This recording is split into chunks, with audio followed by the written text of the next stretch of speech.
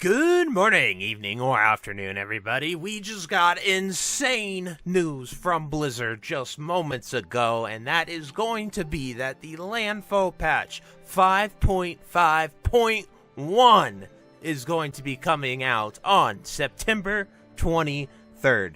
I obviously, that's wildly wrong for my prediction. I predicted 2 weeks after that. But, at least we have a date. We can plan for it. We can get hyped and get excited because Landfall actually brings with it a plethora of new changes and fun things to really get involved with the Mists of Pandaria Classic. And it moves us ever so slightly to Throne of Thunder and Siege of Orgrimmar, which people are super excited for. So, without further ado, I'm going to switch it over here to the Landfall announcement page, and we're going to dive right into it. So I'll see you then.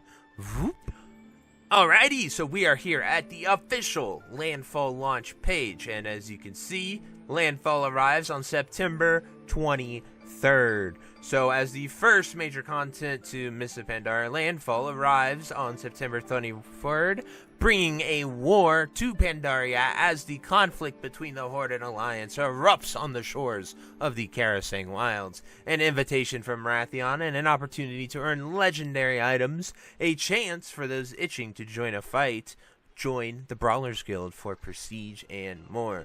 So war has come to Pandaria.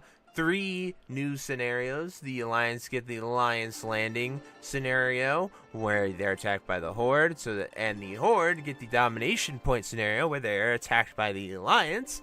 And then we get 3 new ones that are neutral, and it's the Assault on Zanvest, break the defenses of Zanvest, and recover the invaluable manted weapons. You can't step on these bugs.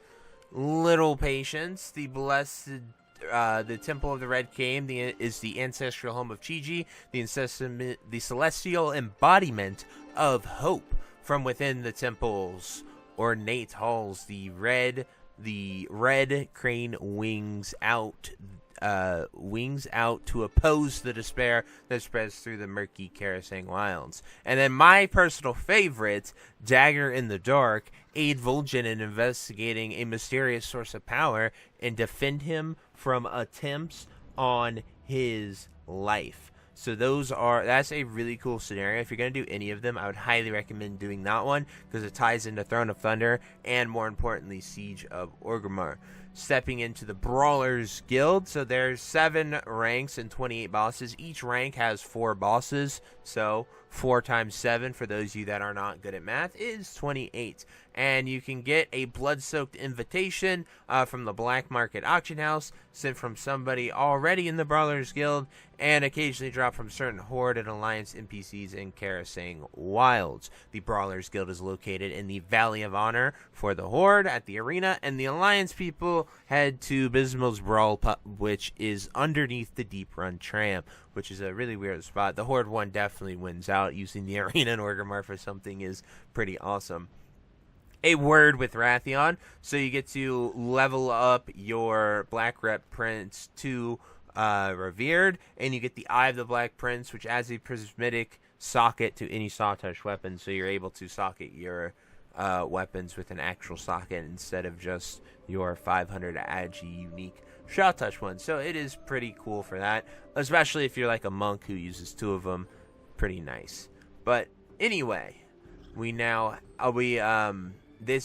also are having an alt-friendly reputation thing they're adding with the Black Prince, so you'll be able to get a grand combination once you get revered with the Black Prince, so you'll be able to get a rep way, way faster. And this is probably the biggest thing that I wish they would give us way earlier than September 23rd, but I am super, super excited for this as someone who plans on leveling every class 290 and has kind of hit a little burnout streak of my own. Leveling from 85 to 90 has been supercharged with the experience boost jumping from just 10% to 65%, meaning less grind and more time diving into in-game content. I believe this is what it was on 5.4 originally when they squished the XP from original mop, but for Classic they went with the much debated idea of giving us the original 5.1 XP. So, to our much dislike. They have now reverted that, and we should get that. I would love to see this one as soon as possible, but if we have to wait till September 3rd, 23rd, so be it. PvP levels up. You have all the PvP group. People are, I don't know, can rise to the challenge and queue for epic conflicts waging in Wintergrass and Tolbarad. Oh, okay. So they level up Wintergrass and Tolbarad to 90 instead of 85. The group finder now includes a dedicated PvP section with full cross-realm support, making it easier to find matches. To be fair, this is in the game already. There's just no PvP section, so you can use the custom section. You can use that. The only thing you can't do cross-rating cross-realm right now is raids. You can do every dungeon, anything you queue for. You can, as long as you're on the same faction, you can invite people and do that. Not many people know that, but I went and tested it after we got the initial announcement, and I just wanted to reiterate that and let you know. And then if you, the Conquest and Honor winners are now back on the wall, so people that really like pushing people off of the walls will be very happy. I know a few creators who really, really genuinely enjoy that, so they can go have their fun again because everyone will be there. And then if you are a Malevolent Gladiator in 3s, 2s, and 5s, you will get the Undisputed Gladiator title. So that is a really cool one to get. But it'll specify whether you're a 2s or 3s gladiator as well as the 5s. But if you get all 3 in a single season, you'll be an Undisputed Gladiator to really flex on those noobs. Then gear upgrades. So they're doing massive gear upgrade changes, and it is really awesome. So PvE upgrades, you'll be able to upgrade by 4 item levels for 1,000 justice points instead of 250 valor. Fully upgrading takes 2,000 justice instead of 500 valor, and you can upgrade twice, giving you more flexibility without burning precious valor. So that's awesome, because if people are multi-specs and stuff, they had to put their valor on that spec and they're pretty much locked in and there's no way to undo it. So for people with multiple specs, with multiple gear sets, this is huge, and it gives a lot of people a reason to play the game. I can now progress. Someone like me, who I'm just raid logging right now outside of doing my daily tiller farm, I can play my paladin, I can play my monk, I can get a ton of justice points and play the game. So that on top of the leveling ults, both really awesome stuff to invigorate the player base and get them out there playing the game and, you know, maximizing their characters, making them better. Really awesome stuff. As well as that, they're adding the ability to convert valor points into justice at a rate of 1 to 4. So for 125 valor, you can get 500 justice. So if you still wanted to upgrade via valor, that's what that breaks down to. So you could buy 2 of those for 1,000 justice points. 125 times 250 is 1,000 justice as well. So pretty much really cool to see that change and allow people to do that as well.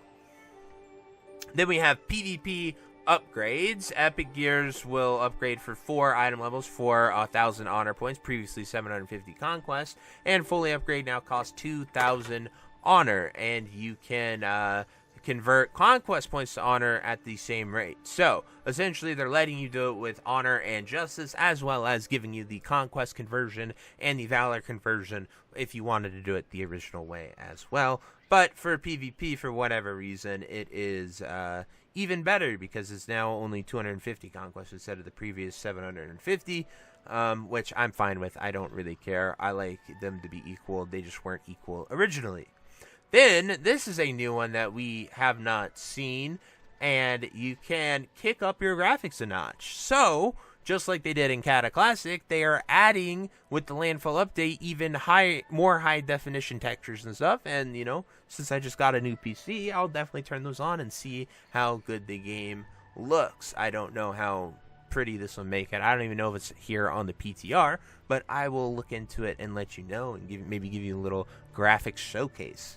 Then this is cool. Pack light and take a portal instead. Barnaby Fletcher, a mage healing in Dalaran, is hard on his luck and found a new home in Pandaria. He occasionally visits Halfhill Market to peddle portal shards and take advantage of Tiller's hospitality, a new type of seed. Portal shards grow into consumable items that can be used to open a single portal from Sun Song Ranch to a major faction city. So they're adding a completely new thing to the Tiller's farm, and as someone who spends an hour plus there every single day farming on all 10 of my characters, that is pretty cool if I need to go anywhere else. So, you know, it might be nice to grow a few of those and whatnot, but really cool to see them actually, you know, innovate the Tiller farm, something that hasn't changed since original Mists of Pandaria. So anyway, I am super stoked for this, guys. I can't wait for all these changes. Mainly the item upgrades are huge, the leveling is huge, and those are the two things I'm most excited for. And of course, while you're here, you get tons more dailies to go and do. So you'll have to go over here. You get a bunch of dailies after you unlock Domination Point and Lion's Landing, and you get dailies to go out there. Something real quick to show you what what those rares they were talking about are. In each camp of Domination's Point and Lion's Landing. So these aren't like normal quest hubs. The mobs here aren't elite and just instantly going to kill you. There are these mobs that are the marked sort of rares that you come here and you fight. And killing one of these, like her, Champion of the Lights, she drops that blood-soaked invitation. So if you're an Alliance player, you'd come to the Horde camp, kill these elites.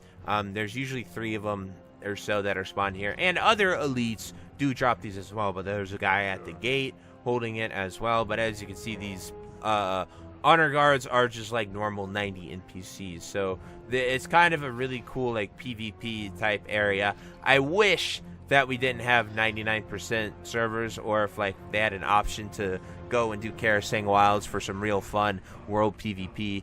Linking Benediction to Faralina for that would be pretty cool.